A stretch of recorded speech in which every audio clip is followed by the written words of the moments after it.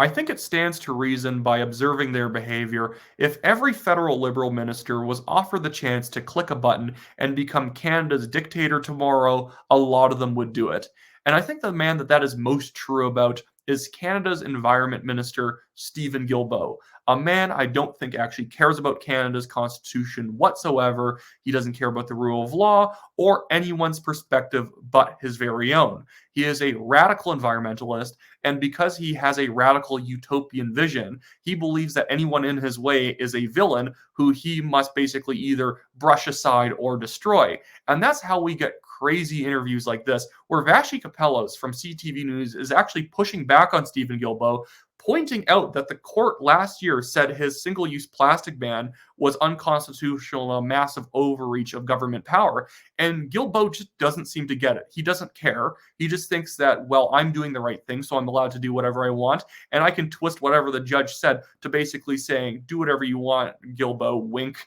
And like that, I just have to basically make tiny concessions here and there. Like, no, you can't just ban entire materials from being used on a daily basis for functions that they're better at than paper and metal and others. It's insane that he thought this could ever be upheld in even a liberal court, that ban. Anyways, here's the interview. But before I start playing the interview, I just want to do two things. One, point out that is the ugliest suit I've ever seen. I don't know why he keeps wearing it. It's like plaid, but also baby puke pink. It's horrifying. And then he's wearing like a tie that he stole from a discotheque in the 1970s.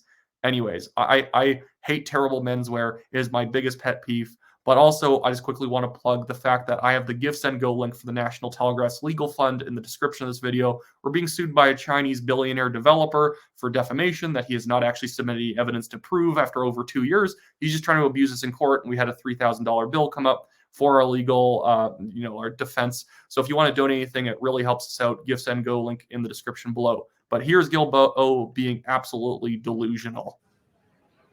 I'm glad you brought up the ban that your government, brought in, because I did want to ask you if the recent federal court decision of late last year has that sort of, essentially ruled that something cabinet had decided on that underpinned that ban was constituted overreach. Has that undermined your negotiating position at these meetings?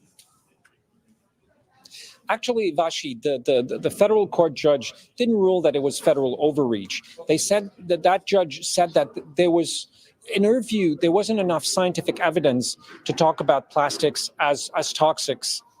That is the definition of overreach. You are trying to ban something that there is no grounds to ban. There is no federal reason in order to ban that. You can't just ban anything and just because, well, we just didn't have enough reason yet to ban it. Like, no, you actually need like an actual immediate threat coming from that object, like asbestos. That makes sense. You can't just say like plastic straws because I don't like them. It's completely insane that they're even thinking that it's environmental to ban plastic straws and other single-use plastics. They take less energy to create than paper products, than metal and whatnot. But Stephen Guilbeault thinks for some reason that this is not actually a challenge to him. It's just an issue that he has to get around. Products. And I respectfully disagree with that federal court judge, which is why we've. It's constitutional ruling. It's not really whether or not you agree with him or not. Depends on how you carry forward. You just are not allowed to get around. You're not allowed to do this ban. Appeal with the Federal Court of Appeal. No one thinks that we can ban our way out of plastic pollution. Stop doing it then. We can't recycle our way out of plastic pollution. We have to adopt a number of different solutions for different stages of plastic pollution and for different types of plastics as well. Sure. Just to respectfully challenge you, though, Minister, my understanding and what I've read from the decision itself was that basically Ottawa had overstepped by labeling all quote unquote plastic manufactured items as toxic under the Canadian Environmental Protection Act. Evidence shows thousands of different items in that category have different uses and chemical makeups. And basically, you couldn't just arbitrarily say all of them constitute the exact same level of toxicity. Is there any way to address that rather than just ask for, appeal and ask for a stay? And does the ban just continue as is in the interim?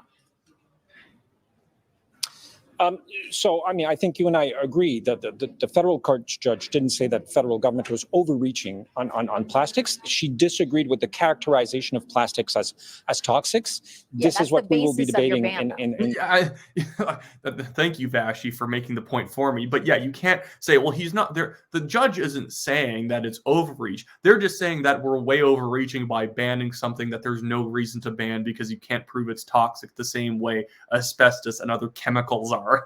in the federal.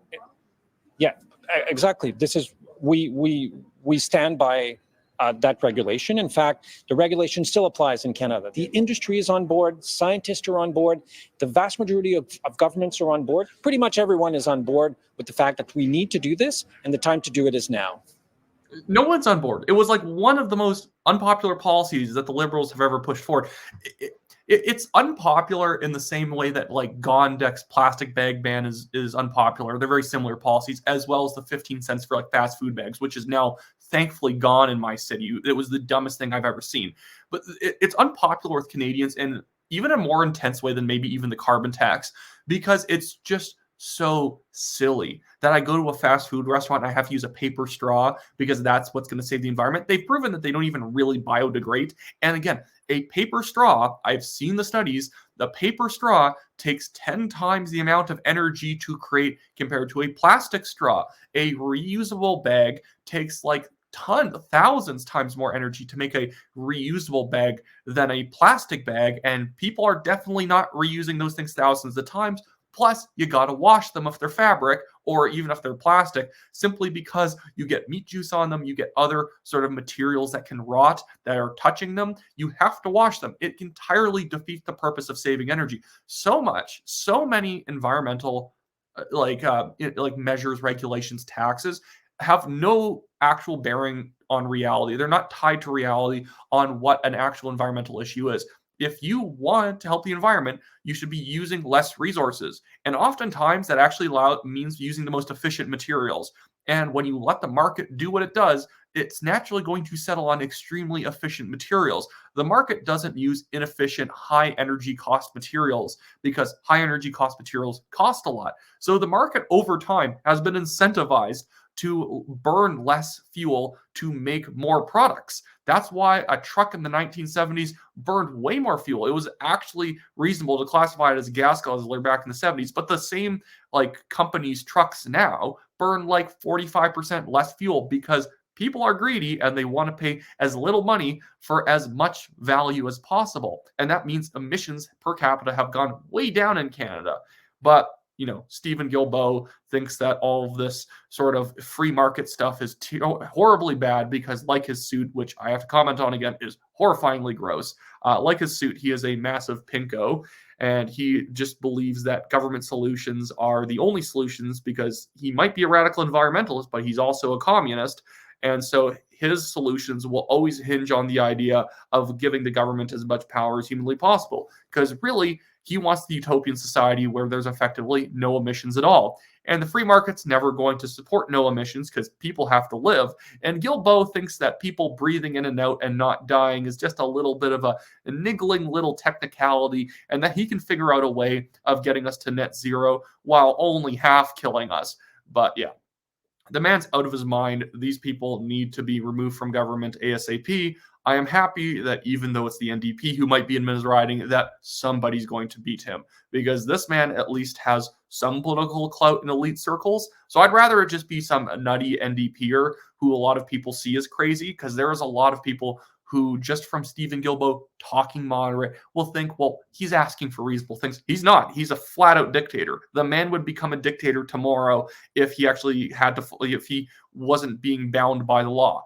The man just wants his vision. So many leftists only use the system to get what they want because they have to. If they could just overthrow society to get what they want, they would do it. And that describes Stephen Guilbeault. He has proven in the past from being a criminal that he doesn't care about the law. You shouldn't think that he cares about the law now just because he's wearing a disgusting suit and a horrifyingly, embarrassingly ugly tie.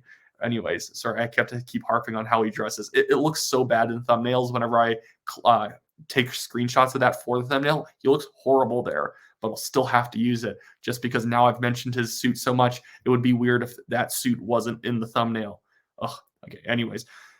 I just want to quickly plug the fact that I, Wyatt Claypool, I'm running in the riding of Calgary Signal Hill for the nomination for the Conservative Party. If you live in this riding, buy a Conservative Party membership and visit my website in the description below, wyattclaypool.com. And again, consider donating to the TNT Legal Fund to help reduce the burden of costs that we've incurred from our lawsuit. We've incurred like $29,000 worth of costs fighting this guy. So anything you can donate helps us actually reinvest more into the National Telegraph and not have to put in 100% of everything we make in just fighting these stupid battles. Anyways, that's it for me.